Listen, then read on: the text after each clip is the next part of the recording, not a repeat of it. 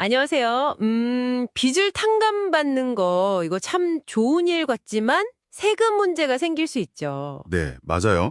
보통은 그 탕감액이 소득으로 잡히니까요. 근데 여러분이 만약 S코퍼레이션, 그러니까 S법인을 운영하신다면, 이야기가 좀 다를 수 있다고요. 네, 그렇습니다. S법인만의 좀 특별한 규정들이 있거든요. 그래서 오늘 딥 다이브에서는 여러분이 보내주신 그 상세 분석 보고서를 가지고요. 이 S법인 부채 탕감, COD라고 하죠.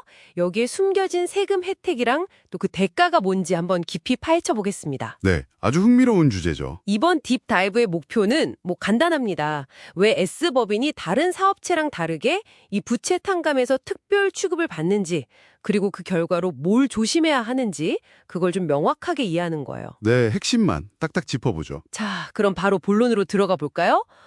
먼저 가장 기본적인 원칙부터요.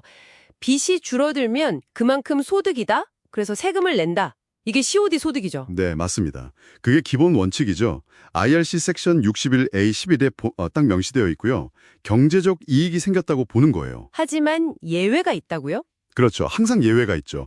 특히 이제 사업체가 재정적으로 좀 어려울 때, 그럴 때를 위한 건데요. 세법 108조가 중요합니다. 108조요? 네.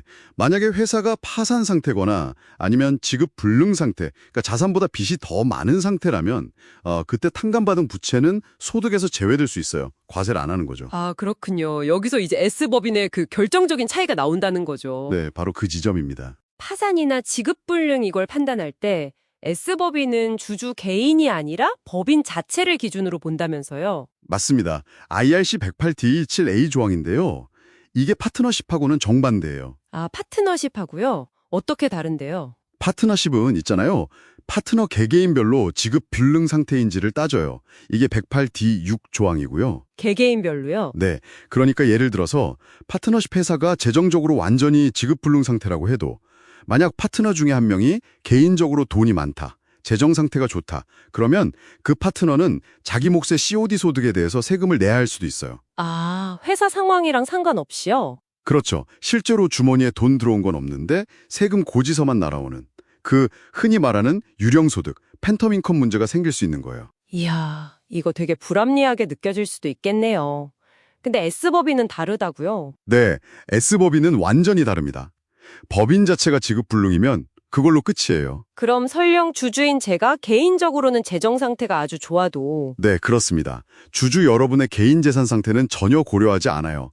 법인만 지급 불능이면 법인의 COD 소득 전체에 대해서 주주들은 당장 세금을 내지 않아도 되는 겁니다. 와, 이건 정말 강력한데요. 일종의 보호막 같은 거네요. 그렇죠. 특히 어려운 시기에는 아주 큰 장점이 될 수 있습니다. 근데 세상에 공짜는 없겠죠? 대가가 있다고요. 당연하죠. 네, 대가가 있습니다. 이렇게 소득에서 제외받는 대신에요. 법인이 가지고 있는 다른 세금상 유리한 항목들, 이걸 이제 세무 속성이라고 부르는데요. 이걸 줄여야 해요. 세거 속성이요? 예를 들면 어떤 것들이죠? 가장 대표적인 게 과거 사업 손실 때문에 쌓아둔 2월 결손금, NOL이라고 하죠. 그거라든지 아니면 법인 자산의 장부가, 베이시스 같은 것들, 이런 걸 깎아야 하는 거예요. 아, 그러니까 당장 세금은 안 내지만 미래에 쓸 수 있었던 세금 혜택을 미리 좀 땡겨서 쓰는 셈이네요. 일종의 세금 이연 효과군요. 네, 정확히 보셨습니다. 세금을 아예 없애준다기보다는 뒤로 미루는 효과가 기본 원칙인 거죠. 그런데 S법인은 여기서 또 뭔가 좀 독특한 규칙이 있다고 들었어요. 간주 NOL? 이게 뭐죠? 아, 네. 그게 아주 중요하고 또 어떻게 보면 좀 함정이 될 수도 있는 부분인데요.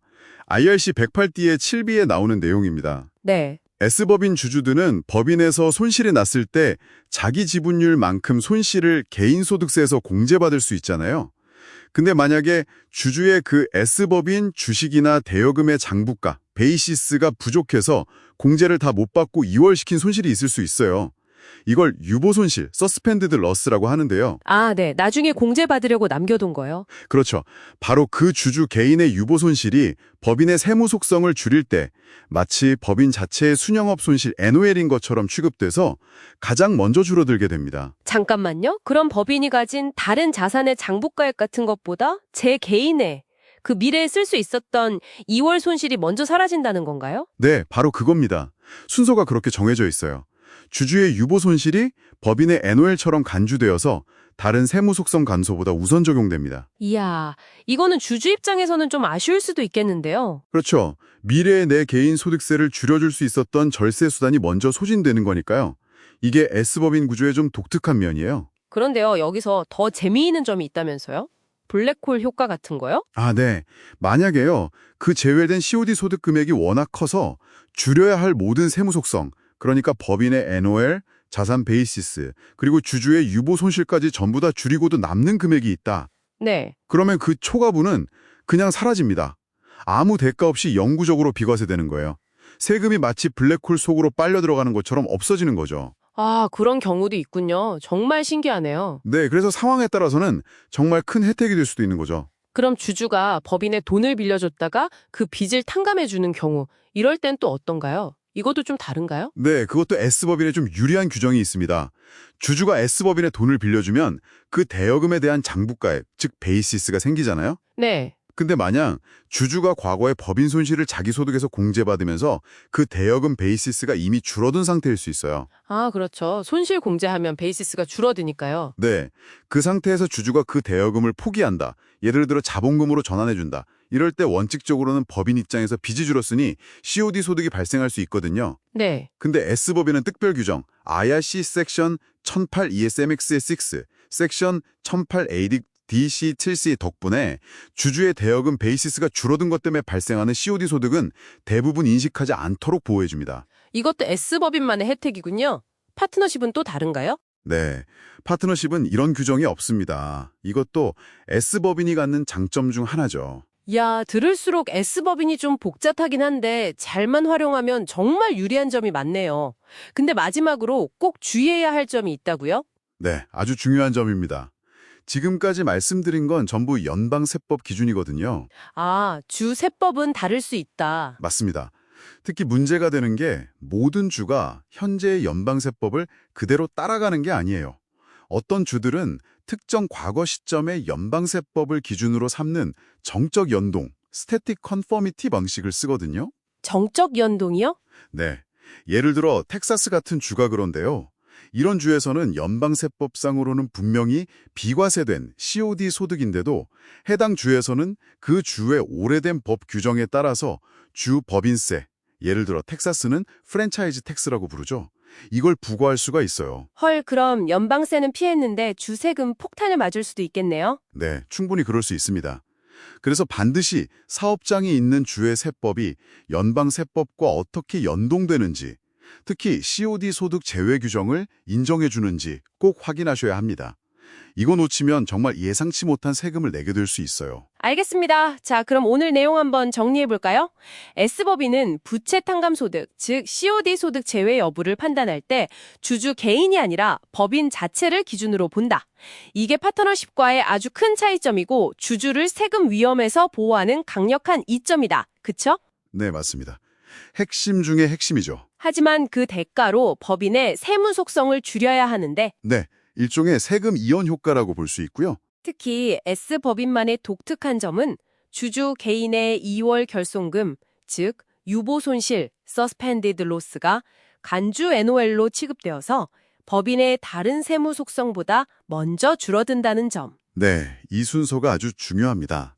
그리고 운이 좋으면 COD 소득이 세무 속성보다 커서 일부가 영구 비과세되는 블랙홀 효과도 있을 수 있고요. 그리고 주주가 빌려준 돈을 탕감할 때도 유리한 점이 있다는 것까지. 마지막으로 주세법은 꼭 별도로 확인해야 한다는 것. 네, 맞습니다. 연방 혜택이 주에서는 적용 안 될 수 있다는 점 꼭 기억하셔야 합니다. 그럼 이 정보가 오늘 듣고 계신 여러분께 왜 중요할까요? 사업 구조를 처음 선택할 때 특히 부채를 많이 활용하는 사업이라면 이 차이가 아주 중요하겠죠. 또 운영하시다가 혹시 재정적으로 어려운 시기를 맞았을 때 이 S법인의 특징을 미리 알고 있는 것이 위험 관리에 큰 도움이 될 수 있습니다. 기회를 잡을 수도 있고요. 네. 그리고 예상치 못한 주세금 문제도 피할 수 있고요. 그렇죠. 아는 것이 힘입니다, 이럴 때. 자, 그럼 마지막으로 저희가 항상 그렇듯 여러분께 생각할 거리를 하나 던져드리고 마무리할까 합니다. 네, 오늘 내용과 관련해서 아주 흥미로운 질문이 될 수 있겠네요. S법인의 이 독특한 규칙, 특히 주주의 2월 결손금이 간주 NOL로 먼저 소진되는 이 규칙을 고려했을 때 말이죠. 과연 정말 정교한 투자자들이나 사업가들은 이 S법인 구조를 어떻게 전략적으로 활용하려고 할까요? 위험 관리와 또 수익 극대화 사이에서 어떻게 균형을 맞추려 할지. 네, 어쩌면 이 규칙을 이용해서 다른 방식으로 세금 계획을 세울 수도 있겠죠. 이 지점은 오늘 저희가 나눈 이야기 너머에 있는 더 깊이 탐구해 볼 만한 영역이 아닐까 싶습니다.